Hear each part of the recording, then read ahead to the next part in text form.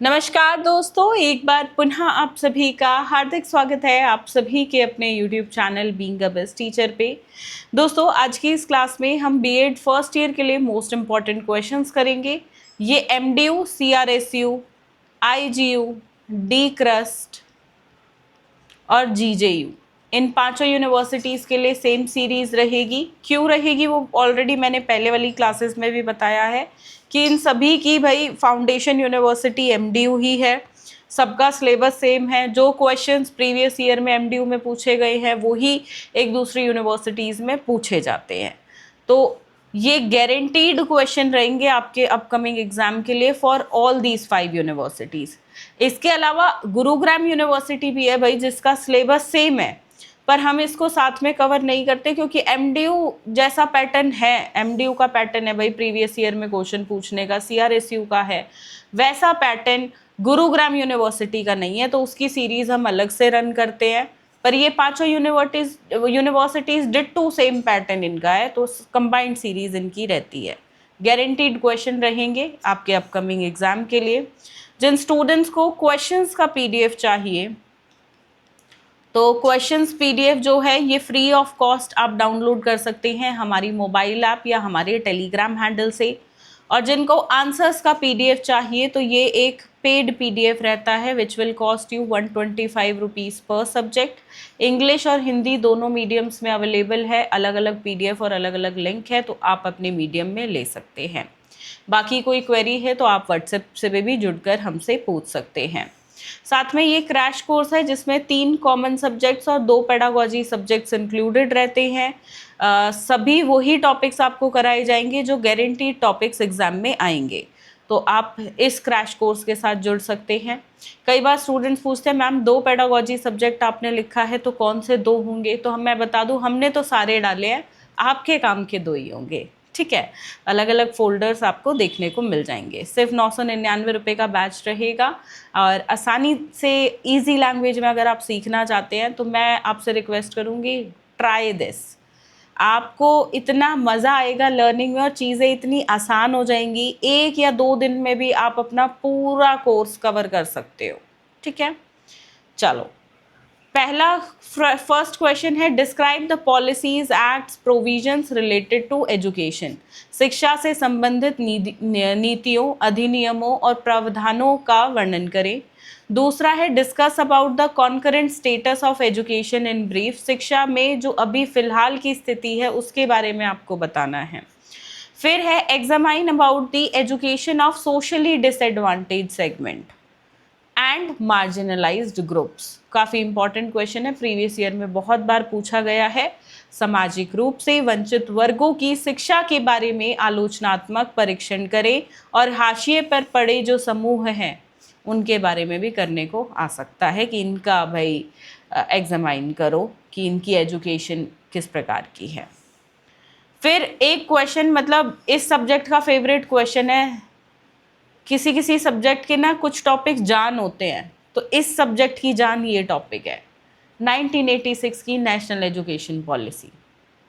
हालांकि अब 2020 की शिक्षा नीति आ गई है पर बीएड का सिलेबस अभी तक चेंज नहीं हुआ है। 2020 से पहले वाला ही सिलेबस चल रहा है, चेंज हो जाना चाहिए था। ये अभी मोस्ट इम्पॉर्टेंट टॉपिक ही होना चाहिए था, पर नहीं है क्योंकि सिलेबस पुराना ही चल रहा है। तो अभी के लिए जो 2020 से पहले हमारी शिक्षा नीति थी जो 1986 में आई थी वही इम्पॉर्टेंट है और आएगा ही आएगा ये क्वेश्चन कंफर्म। ठीक है, राष्ट्रीय शिक्षा नीति 1986 की मुख्य विशेषताओं पर चर्चा करें। अगला प्रश्न है, ये 1992 की पॉलिसी, इसे प्रोग्राम ऑफ एक्शन भी बोलते हैं। ये प्रोग्राम ऑफ एक्शन कोई अलग टॉपिक नहीं है, ये 1986 की पॉलिसी भाई 1992 में रिवाइज हुई थी। ठीक है, तो इसको रिवाइज्ड नेशनल एजुकेशन पॉलिसी बोल दो, प्रोग्राम ऑफ एक्शन बोल दो, नेशनल पॉलिसी ऑफ एजुकेशन 1992 बोल दो, एक ही बात है। ठीक है, तो तीनों में से किसी भी हिसाब से क्वेश्चन ट्विस्ट होके आए, बात इसी की हो रही है। राष्ट्रीय शिक्षा नीति 1992 की मुख्य विशेषताएं पूछी गई हैं। इसके बाद है, ऑब्जेक्टिव्स बताने हैं एनसीएफ, नेशनल करिकुलम फ्रेमवर्क 2005, यानी कि राष्ट्रीय रूपरेखा 2005 के उद्देश्यों की व्याख्या करें। काफ़ी इंपॉर्टेंट क्वेश्चन अगेन ये रहेगा। अब है यूनिवर्सलाइजेशन ऑफ एलिमेंट्री एजुकेशन, क्या है पहले ये बताना है, और इसी के साथ मिड डे मील, सर्व शिक्षा अभियान और राष्ट्रीय माध्यमिक शिक्षा अभियान, ये 3 चीजें भी हैं। कई बार फुल फॉर्म ना लिख के इसी प्रकार से शॉर्ट फॉर्म लिख देता है, तो आपको शॉर्ट फॉर्म से फुल फॉर्म भी पता होनी चाहिए, समझ रहे हो, तो लर्न करके जाइएगा। ये सब्जेक्ट मैं बता दूं सबसे ज़्यादा रीअपियर इसमें लगती है, काफ़ी डिफ़िकल्ट सब्जेक्ट ये स्टूडेंट्स का मानना रहता है, ऑल्दो मुझे नहीं लगता कि डिफ़िकल्ट है। थोड़ा हिस्ट्रिक सब्जेक्ट है, हिस्ट्री बेस्ड है, इतिहास इसमें बहुत पढ़ना पड़ता है कि भाई एजुकेशन में अब तक क्या क्या हुआ है, तो है आसान, थोड़ा सा मेहनत ज़्यादा लगेगी पर इसे अच्छे से करो, ठीक है। प्रारंभिक शिक्षा के सार्वभौमिकरण से संबंधित मुद्दों पर चर्चा करें, एमडीएम, एसएसए और आरएमएसए। फिर है सार्जेंट रिपोर्ट 1994 के बारे में, इसका कंट्रीब्यूशन आपको बताना है इंडियन एजुकेशन सिस्टम में क्या था। सार्जेंट रिपोर्ट के बारे में आप क्या जानते हैं और भारतीय शिक्षा प्रणाली। चलिए आगे बढ़ेंगे। एक्चुअली मैं ना ये वीडियो रिकॉर्ड कर चुकी थी बट कोई टेक्निकल इशू हो गया, तो ये क्वेश्चन नंबर 8 तक ही रिकॉर्ड हुई है, 9 से अब दोबारा स्टार्ट कर रही हूँ मैं, तो I will join these videos वैसे। चलो क्वेश्चन नंबर 9 है impact of new economic reforms of education, यानी कि शिक्षा के नए आर्थिक सुधारों के प्रभाव। 10th क्वेश्चन है सेकेंडरी एजुकेशन कमीशन, माध्यमिक शिक्षा आयोग, और ये देखो ये दोनों 16 नंबर में भी आ सकते हैं या 8 नंबर में भी, पर 16 नंबर में ज़्यादा चांसेस हैं, ठीक है। ये वाला क्वेश्चन है कोठारी कमीशन वाला, इसको इंडियन एजुकेशन कमीशन भी बोलते हैं। इस पे क्वेश्चन ना आए ऐसा नहीं हो सकता, और 1-2 क्वेश्चन फिक्स कर लो, एक तो ये कोठारी वाला है 64-66 वाला, और एक नेशनल एजुकेशन पॉलिसी 1986।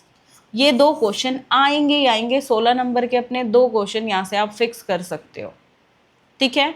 चलो फिर है एक डिटेल्ड नोट लिखना है वोकेशनलाइजेशन ऑफ एजुकेशन पे, भारत में व्यावसायिक शिक्षा पर एक विस्तृत टिप्पणी लिखें। 12वां प्रश्न है इनइक्वालिटीज़ एजुकेशन में, भाई एंशियंट और मॉडर्न टाइम्स में कैसी थी, उस पर एक डिटेल नोट लिखना है, यानी कि प्राचीन और आधुनिक काल में शिक्षा की असमानताओं के बारे में विस्तार से लिखें। 13वां प्रश्न है रोल बताना है टीचर का इन यूनिवर्सल एजुकेशन, सार्वभौमिक शिक्षा में शिक्षक की भूमिका। लास्ट क्वेश्चन है लिबरलाइजेशन, प्राइवेटाइजेशन और ग्लोबलाइजेशन से, इससे आप क्या समझते हैं एलपीजी से, और इसके इश्यूज डिटेल में बताने हैं, यानी कि इसके मुद्दों के बारे में विस्तार से लिखें। तो ये 14 अत्यंत महत्वपूर्ण प्रश्न हैं, इनको आसान तरीके से समझना चाहते हो तो ये बैच है क्रैश कोर्स का, आप इसमें एनरोल कर सकते हो। गारंटीड वही टॉपिक्स हैं जो एग्ज़ाम में आएंगे, और बहुत आसानी से मैंने समझाने का प्रयास किया है, and this is 100% guaranteed lowest price as well. अगर इससे सस्ता आपको कहीं मिलता है तो आप सिर्फ स्क्रीनशॉट भेजिएगा and I will give you my course for free. और देखिए आंसर्स के पीडीएफ से मैं हमेशा आपको बोलती हूँ इसी से पढ़ो, बुक्स वगैरह साइड रख देना अपनी। वाई? बिकॉज लास्ट मोमेंट पे यही आपको सबसे बेस्ट, भाई एग्ज़ाम में कितना लिखना है, क्या लिखना है, और आसान भाषा में मैंने दिया हुआ है। एक सब्जेक्ट के लिए तो देखो मैं स्टूडेंट्स को फोर्स करती हूँ इसी से पढ़ो, एक बार आपने ले लिया ना, मतलब आपको आदत पड़ जाएगी, इससे आपको पता चलेगा कि बुक से और नोट्स में पढ़ने में दिन रात का अंतर है। फिर बाकी सब्जेक्ट्स के लिए मुझे बोलना नहीं पड़ता, आप खुद मेरी वीडियो ढूंढोगे और आंसर्स का पीडीएफ खुद से डाउनलोड करोगे। एक सब्जेक्ट के लिए बस मैं फोर्स करती हूँ, तो ट्राई दिस, इसी सब्जेक्ट के लिए स्पेसिफिकली ट्राई करो। इंग्लिश हिंदी दोनों मीडियम में अवेलेबल है, जो आपका मीडियम है उसी में लीजिएगा। बाकी अगर कोई क्वेरी है तो आप व्हाट्सएप भी हमें कर सकते हैं। पेडागॉजी सब्जेक्ट्स अपने कमेंट ज़रूर करना, ताकि उन पे भी इंपॉर्टेंट क्वेश्चंस मैं आपको प्रोवाइड करा सकूं। अदरवाइज़ कैसे प्रोवाइड करूंगी अगर आप बताओगे ही नहीं तो कमेंट ज़रूर करना है, ठीक है। अबाउट योर पेडागॉजी सब्जेक्ट्स, दोनों पेडागॉजी सब्जेक्ट्स के नेम मेंशन कर देना, ठीक है। चलिए धन्यवाद, जय हिंद।